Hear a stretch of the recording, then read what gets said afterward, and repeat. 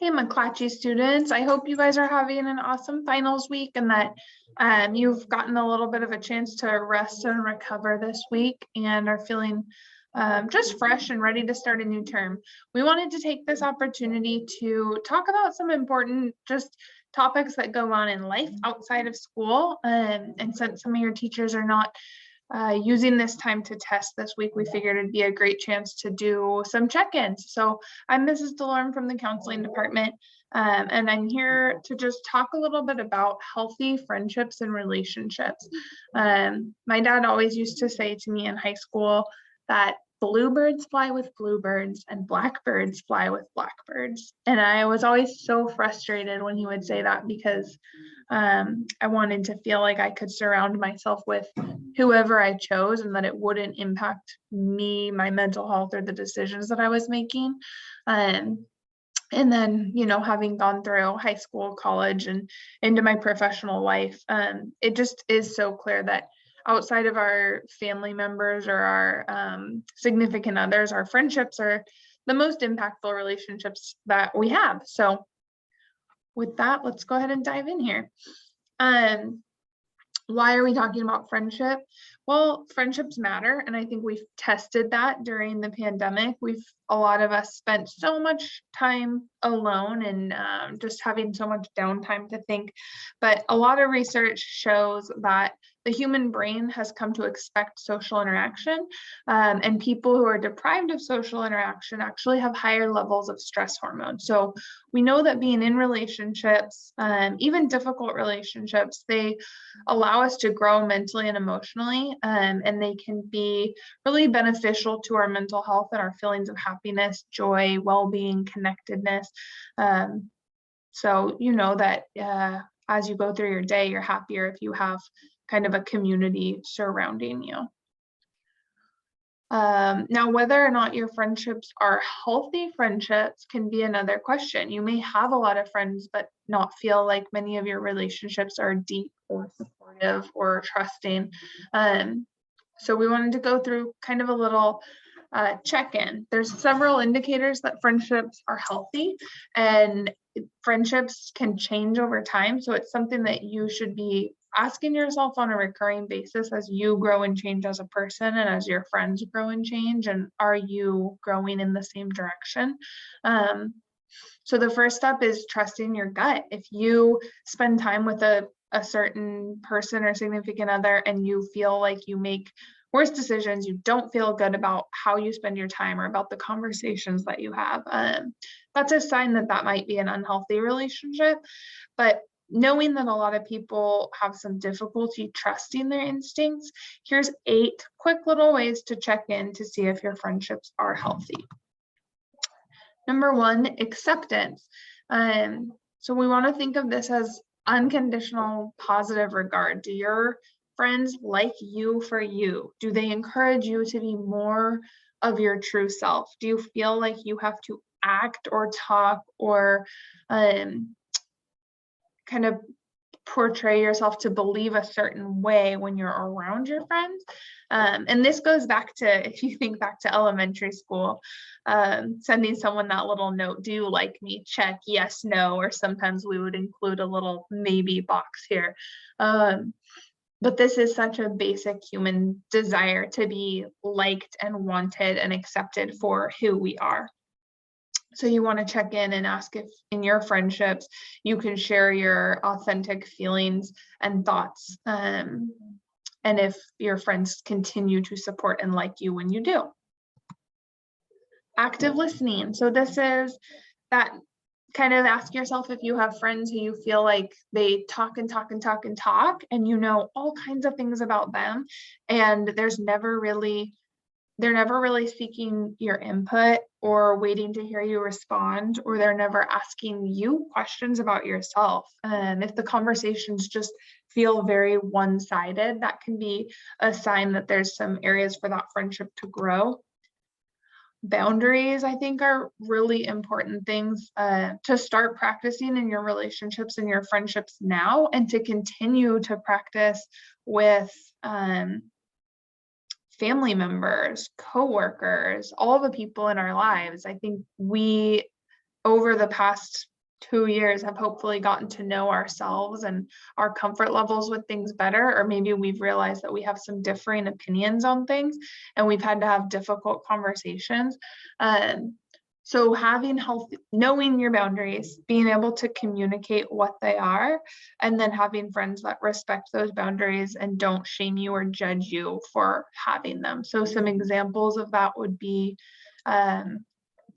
if you have a friend who is calling or texting you all hours of the night and day, I think this can sometimes show up if you have a friend who's struggling with something and maybe they're confiding in you, difficult things going on in their personal life, but they're putting you in a place where you're their only support system, and they don't want to seek outside help. So a healthy boundary, a healthy conversation that you could be having would be telling that friend, I care about you. I need to see you getting support that I'm not able to offer. I can't be the only person you're turning to with this information. So I'm going to share this with an adult, or I'm going to ask you to have a conversation with a parent or a trusted adult who can provide additional support. So just realizing when you can't carry burdens for your friends exclusively. And that's a great life skill to carry forward. So the little video or the little clip next to the text here shows some different people and ways that they're setting healthy boundaries for themselves. Thank you for your offer. Unfortunately, I can't make it. You don't always have to give an excuse if you don't want to go to something. Telling people that you can only commit to something for a short amount of time. Telling someone that you respect a different opinion, but that you are choosing a different decision for your own life, or setting boundaries with work. I'm unable to respond to work emails during the weekend or after the workday. So really taking care of yourself and sharing that with your friends and your loved ones, and then expecting them to respect your boundaries. Compromise. This is the meet me halfway slide. So if you feel like you're always the one that is not getting your desires met, if your friend is kind of calling all the shots, making all the decisions about what you do, where you spend time, who you hang out with, what social events you're going to, that could be an unhealthy relationship. It might be good to have that conversation about you both getting to make some decisions and make some choices. Forgiveness. So this is inevitably, even in healthy friendships and healthy relationships, there will be times when you get in arguments if someone's boundaries have been pushed, or if there isn't a compromise where both people can be happy to some extent. That happens, and it can be a good chance to practice forgiveness. It can also be a good chance to evaluate whether that friendship is still beneficial to you both, whether you are compatible friends.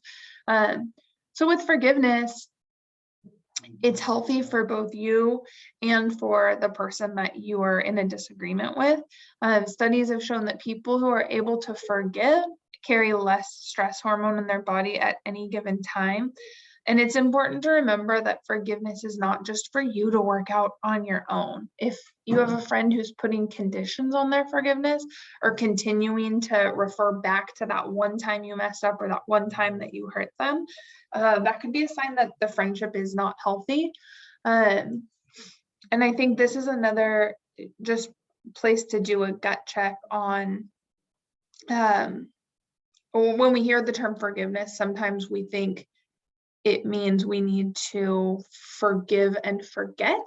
And I think if you have a friend who has significant other, person in your life, who maybe has hurt you multiple times, you can forgive a person and still choose to set healthy boundaries with that person. So forgiveness is not an open door for people to walk all over you again and again, say they're sorry and have it be like it never happened.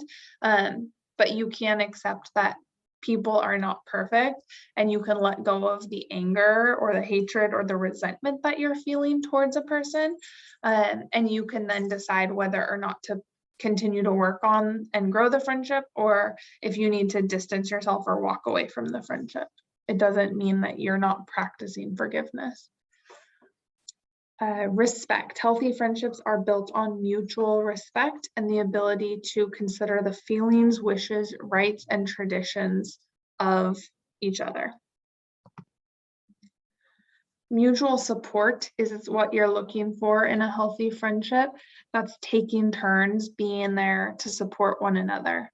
So this can become hard, again, if you're a friend who is constantly the one needing a lot of support, or if you are the friend who is constantly providing support. That's not a healthy balance. And there's going to be time periods in life where you are both sides of that equation. You're the friend giving the support or the friend needing the support, and being able to assess what needs to change in a friendship for you to be able to continue to be a healthy friend and have your good boundaries and be caring for and loving your friends. Trust. This is a big building block in all relationships. If you're unable to trust somebody and you still think of them as one of your friends, that could be an unhealthy relationship, and one where you need to ask yourself, is this someone that I need to forgive for having violated my trust? And then in that case, do I forgive them and try to repair the relationship, or do I forgive them but try to move forward, creating distance in that relationship?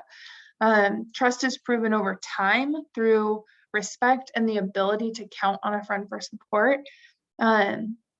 And here it talks again about forgiveness can help us to work through issues of trust, but if trust is broken multiple times by someone, the participants must work through that to develop better respect and boundaries. All right, so that was a lot of things to think about in your friendships. Hopefully you're thinking about the people that you spend your time with, your family, your friends, your significant others, and you're trying to kind of evaluate if you're feeling good about them checking all those boxes. So now we're going to play a little game to practice some of these active listening and getting to know you skills that we have talked about. So find a partner in the class. Find somebody, not a friend of yours, not someone that you know well. Pick someone that you really don't know outside of class. And you're going to spend 5 minutes apiece talking with that person. So for the first 5 minutes, one of you will be the question asker and one will be the responder. And after 5 minutes, you'll flip roles and the other person will have a chance to ask you any questions that they want. Try to ask questions that will help you get to know that person. Think about what you would want to know about a friend of yours and try to get as much information as you can. Make sure you practice active listening when you're the one asking questions, and be honest and respectful when you're answering the questions. And even this is a good chance to practice boundaries. If someone asks you a question that you're not comfortable answering, you're free to pass. So spend the next 10 minutes getting to know one another intentionally and listening closely. No note taking allowed. This is all from memory. And after 10 minutes, the game will begin. So go ahead and pause the video here and play your game. All right, the next 5 slides will be questions about your partner. You will each answer the question and reveal your answer at the same time. Each right answer will earn 1 point. The team with the most points at the end of the game wins a prize. Winners will be announced on Monday announcements after finals week. So we're going to go through, and this is how you will score yourself and your partner. Hopefully you learned this information about each other during your question and answer time. Question 1, does your partner have a pet? And you get a bonus point if you know what kind of pet they have. Question 2, does your partner have any siblings? And a bonus point for knowing how many siblings. Question 3, what is your partner's favorite snack?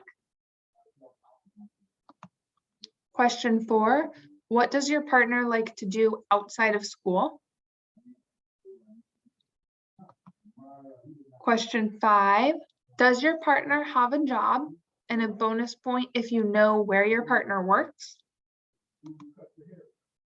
All right, so total those up, share your combined score with the class, and have your teacher record the winner from your class at the Google Form link.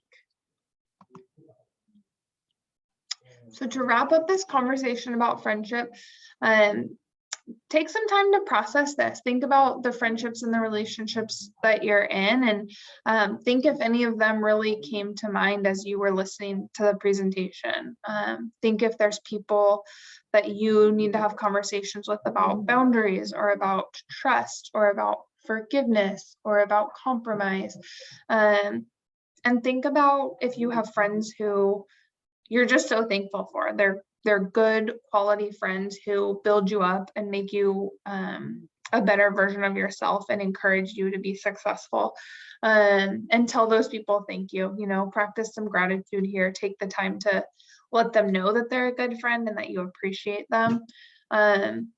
Friendships are hard, guys. If people are dealing with difficult family circumstances, or are in abusive situations, or are dealing with some really hard mental health crises, and they're coming to you, it can be a really hard place to know, like, I want to be a good friend. I don't know how to help this person.